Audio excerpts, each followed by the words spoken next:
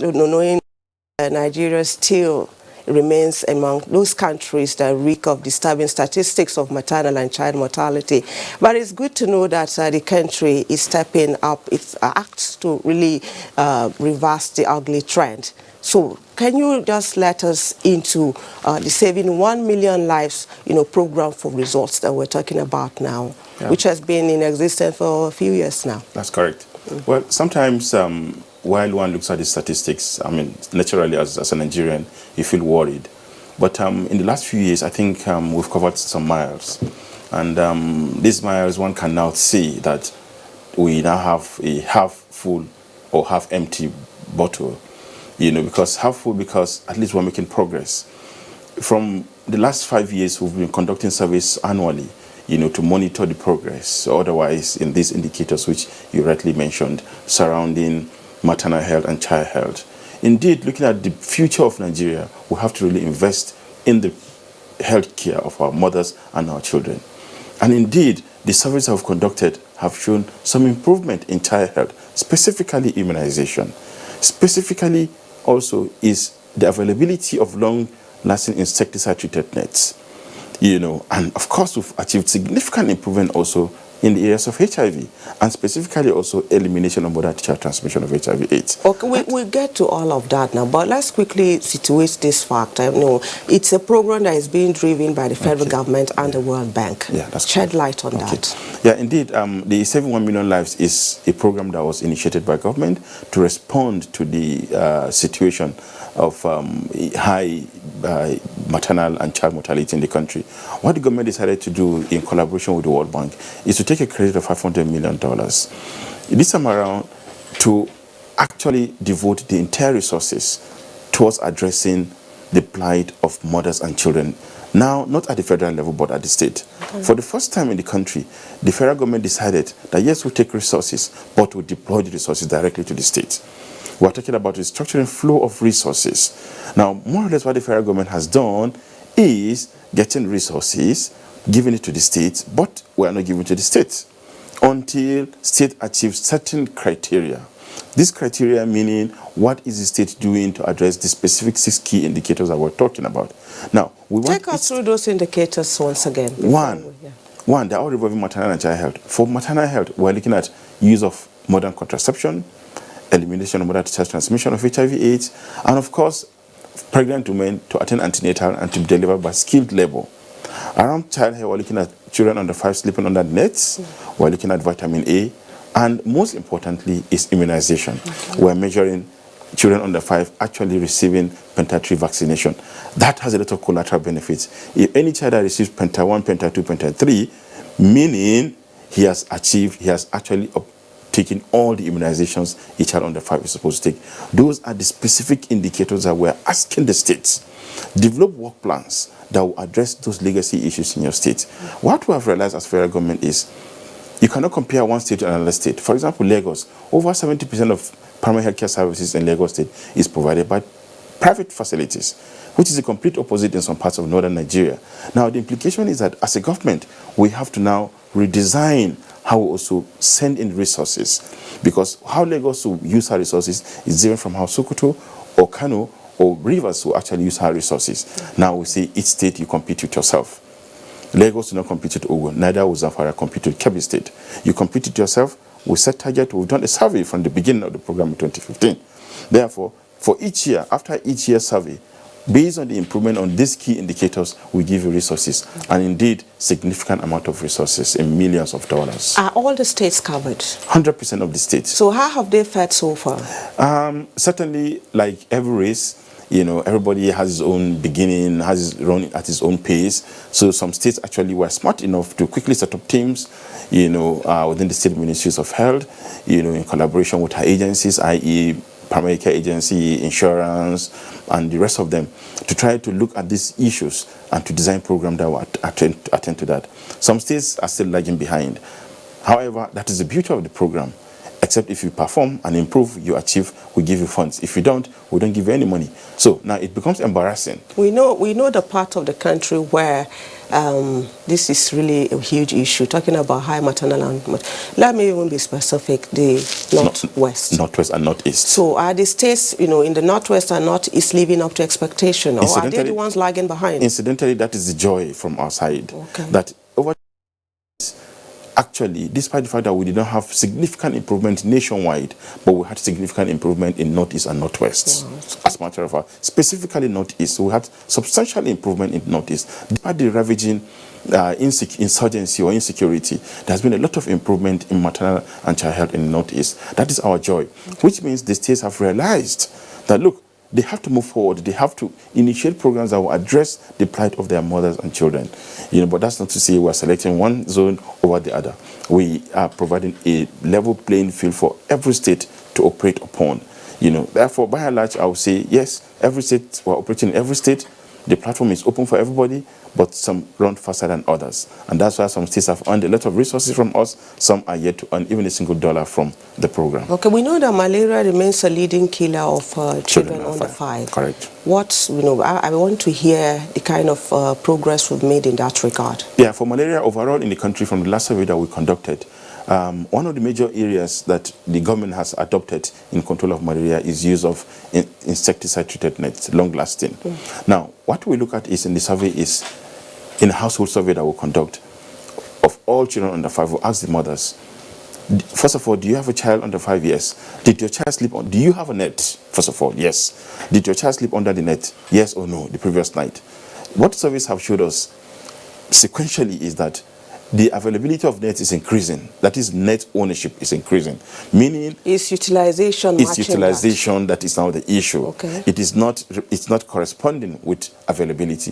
What it means is that government is doing its own, providing the net, taking nets up to the household. But the parents are not making their children to sleep under the nets. What for us from a programmatic point of view is that we have to re-strategize, not just procuring the nets and distributing the nets, but also creating awareness on how to use the nets. Now, let me say something here. In some part of Nigeria, more advanced part of Nigeria, where houses that have nets, they have POPs and beautiful houses, when you ask them, do you use the mosquito nets? They tell you, how can I use mosquito net when I have nets in my house? Now, these are some of the challenges, evolving challenges, in programs. Meanwhile, mosquitoes still get to find their way. Absolutely, absolutely. So what we have devised now is to get some intelligent set of engineers to help us design a system that even if you have beautiful houses, how you can actually hang the net. And that's exactly what the National Malaria Elimination Program is doing now, to ensure that people in every household actually use the net and make their children under 5 sleep under the net. With that, I can tell you in a couple of years we'll achieve significant improvement in a reduction in child mortality and morbidity as a result of malaria. Okay, let's talk about immunization. It's another critical area. Yeah, immunization, I'll be pleased to say that our bottle is almost full. Really? Yeah, because we are on the right trajectory as far as immunization is concerned. Now, it gladdens everybody's heart that the effort that all partners, government and everybody is putting in has not been in vain. All we can ask for is we should not relent in our effort. We are doing well, we should do better, and we should continue to improve in what we are doing. Otherwise, we've had about 7 or 8 percentage point increase from 2017 to 2018 as far as immunization is concerned, which is significant actually if you look at it. Okay, I was made to understand that there's some sort of reward system that goes with the Saving 1 Million Lives program for results. Correct. Can you let us into it? Yeah, in every society, every day you look at your program's implementation and see how you can improve on it. Over the years, government has invested hugely, in healthcare at federal and at state level. But this time around, under the P4R, that is Program for Results, we took a credit from the World Bank. But this time around, we're not giving it to the states. We're not using it in Abuja. But we've set targets. Once you move from point A to point B, we calculate the percentage point improvement that you have achieved. Then we give you resources. As a matter of fact, significant amount of money. For 1 percentage point increase, as a simple formula that we use for every state, for each percentage point increase, a state is entitled to $205,000. And that's the reason why in the last survey, Yobe State, for example, achieved significant improvement. And the others that we mentioned, mother and child. So when somebody talks about sustainability, ab initio we knew that yes, funding will not be forever, but the program must have that strong and direct linkages with major programs that we anticipate will come on board.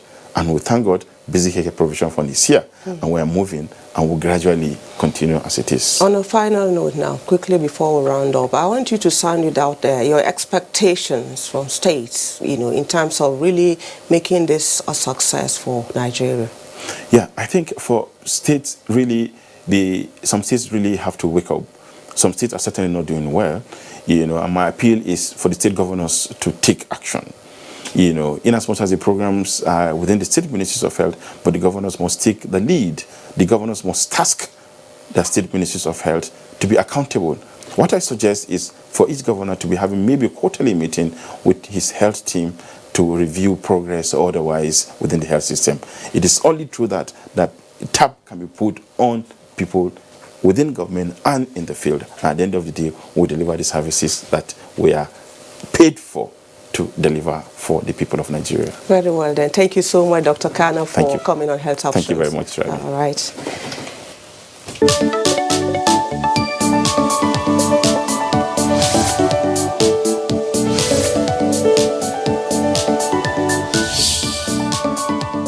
A lot of people may love lemongrass for its nice fragrance, but what you may not know about the plant is its medicinal property that experts say boost immunity and promote sleep.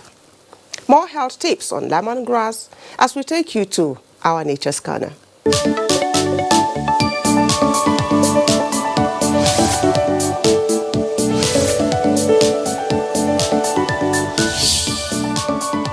Looking at the scientific basis for use of lemon grass. Generally, we have discovered that it contains a lot of phytoconstituents, chemical compounds that are useful to man and for the health of man. General compounds like alkaloids, terpenes, and a lot of other phytoconstituents that are useful to the body. Studies that we have conducted shows that these chemical compounds are very, very useful. A lot of us use even steam lemongrass, for example, when we have cold or flu. But a lot of us don't know why we do that.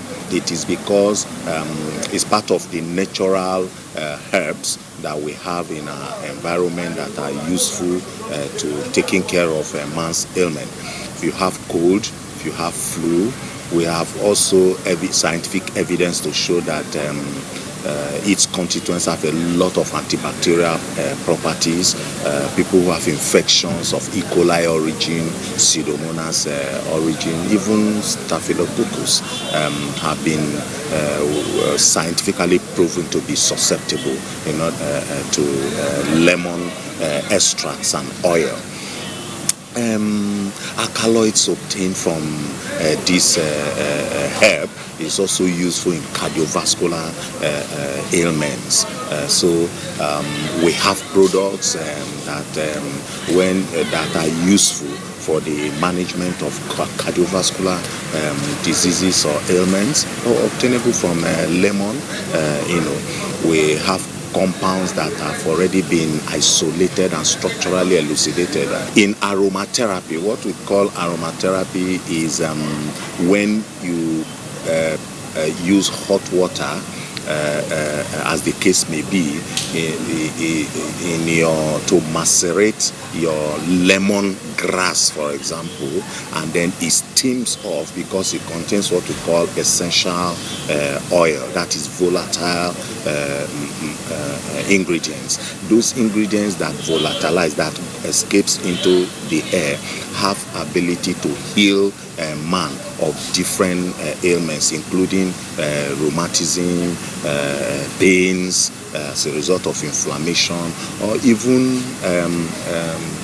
a toothache. So you can use it even as a mouthwash. So you can steam lemon. It will be useful, especially in cold scatter and cough. It can also be taken orally, but you must consult people who are knowledgeable in phyto and herbal medicines, because we always advise at Nature's Corner that you don't just squeeze things and drink because you don't have the doses. So only professionals that are knowledgeable in this area will tell you the appropriate way to take it. But on a general note, it is a very, very resourceful raw material in our environment that one can use, especially for in aromatherapy, that is steaming or even bathing with it at home using the common lemon grasses that we have. There is nothing that does not have side effect. Everything has side effects, including water. So there is no way we will not say that a medicinal plant will not have side effect. For example, I said now that under no circumstance should one begin to squeeze a medicinal herb and drink on its own, because you don't know the dose. So you can take an overdose of a medicinal herb. Then secondly, when it is not treated professionally, scientifically, the way we do, there are some ingredients, there are some phytoconstituents that are poisonous in medicinal plants that we extract and discard in the laboratory. If we don't do that, you end up drinking poisons. So, like I mentioned, that it has alkaloids. Alkaloids are very potent class of medicinal compounds, and they can actually kill very well. So there are a lot of side effects, and one should be cautious. And then people who already have certain ailments, if for example, you are already a hypertensive patient, you are diabetic, or you have compromised cardiovascular system, or generally immunocompromised, we do not advise that you engage in the use of some of these natural products without consulting your professionals that are knowledgeable in medicinal products. That is the general caution that we give to people when it comes to use of medicinal products. A lot of us in the health professionals actually need schooling, education, and proper enlightenment in this area in order for us to begin to accept this. Countries that are moving fast are already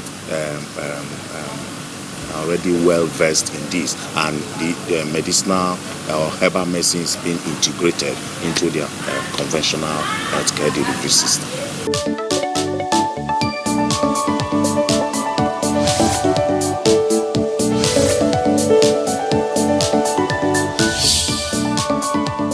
Like we have always told you,